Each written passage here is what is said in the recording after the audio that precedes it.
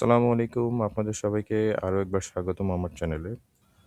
আমরা অনেক সময় এক্সেলে অনেক বড়, বড় ডাটা সেট নিয়ে কাজ করে থাকি এবং এই ডাটা সেটগুলোকে ম্যানেজ করা আসলেই খুবই কমপ্লেক্স। বাট আমরা জানি যে কমপ্লেক্স কাজগুলাকে সহজ করার জন্য এক্সেল বিভিন্ন রকমের ফর্মুলা সেট করে রেখেছে। সো আমরা যদি সঠিক কাজের জন্য সঠিক ফর্মুলাটাকে এপ্লাই করতে পারি, তাহলে এই বড় ডাটা সেটকে খুব স্মার্টলি এবং খুব সহজেই হ্যান্ডেল করা যায়।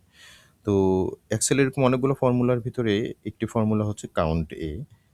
যে ফর্মুলাটার মাধ্যমে আমরা কিছু স্পেসিফিক কাজকে খুব সহজে হ্যান্ডেল করতে পারি। তো চলেন আমরা একটা এক্সাম্পলের মাধ্যমে এই কাউন্টে ফর্মুলাকে কিভাবে রাইটলি এপ্লাই করতে পারি সেটার একটা ডেমো দেখি। তো ধরেন কোনো একটা অর্গানাইজেশনের আমরা কিছু ট্রানজ্যাকশন নিয়ে আসলাম। এটা মে মাসের একটা ট্রানজ্যাকশন এবং এখানে আমরা দেখতে পাচ্ছি যে বিভিন্ন অ্যাকাউন্ট ক্যাটাগরিতে বিভিন্ন রকমের ট্রানজ্যাকশন আছে। তো যেমন ধরেন আমি যদি একটু বলি, এখানে গ্যাসোলিন আছে, Dhaka land transport, vehicle maintenance, other maintenance, mobile phone bill এবং ইলেকট্রিসিটি চার্জেস।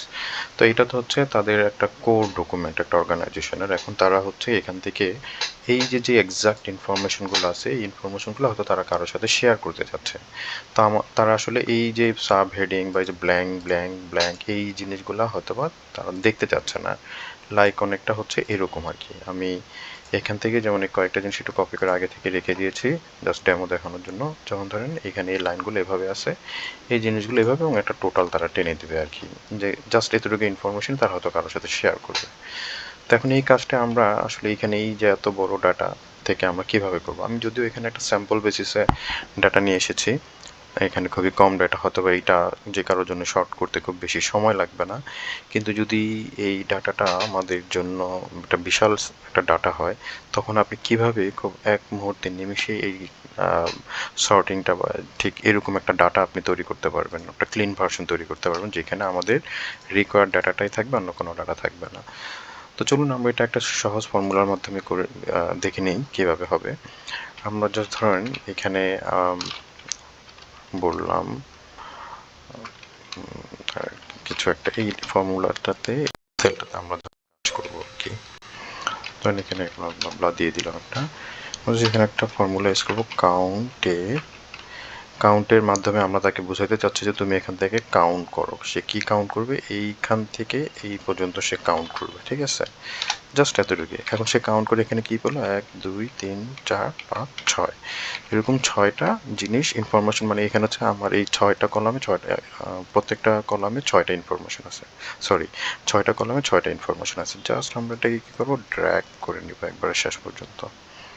ওকে, সো আমাদের এখন এখানে দেখেন বিভিন্ন রকমের নাম্বার চলে আসছে। এই নাম্বারটার বেসিসটা হচ্ছে, যেমন এখানে এই রতে কোনো ডাটা নেই, সো ওইটাকে 0 ধরতেছে।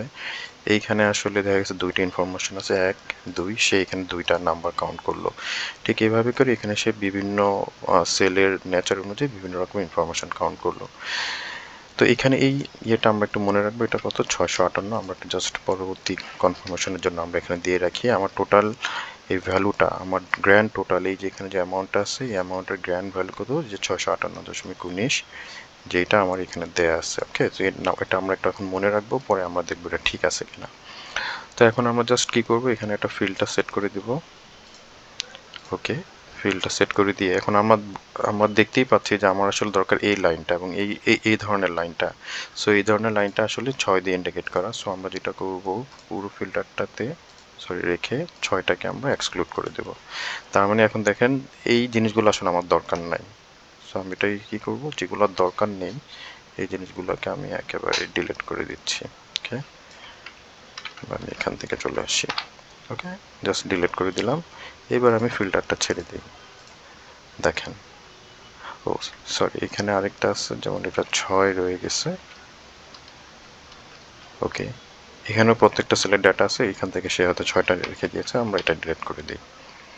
ফাইন, দেখেন আপনার নিমেষেই ভিতরে যত ইনফরমেশন আছে সবগুলো সেল ডাটা চলে গেল। এখন আমরা তাদেরকে ঠিক যেরকম একটা রিপ্রেজেন্টেবল ফরম্যাটে আমাদের দেওয়া দরকার, রিপ্রেজেন্টেবল ফরম্যাটে আমরা পেয়ে গেছি। এখন আমরা চাইলে কি করতে পারি, জাস্ট এখানে একটা টোটাল টেনে দিতে পারি।